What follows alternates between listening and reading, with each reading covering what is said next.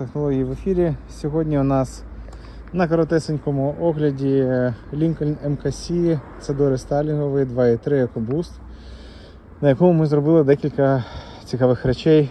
Перше, це заправний без жодного перехідника. Вже заправка відбулась, і як ви бачите, у нас немає жодних перехідників, що дуже-дуже круто.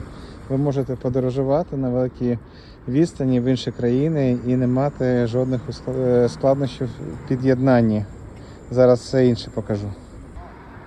Під капотом у нас система Prince IDI 3.0, яка забезпечує збереження потужності і характеристик навіть в такому складному двигунові. І ми тест у режимі бензину 0-100, 2.3 EcoBoost Lincoln MKC. 60.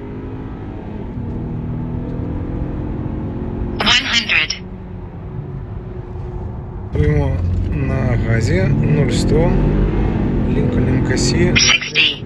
Система Prince IDI 3.0.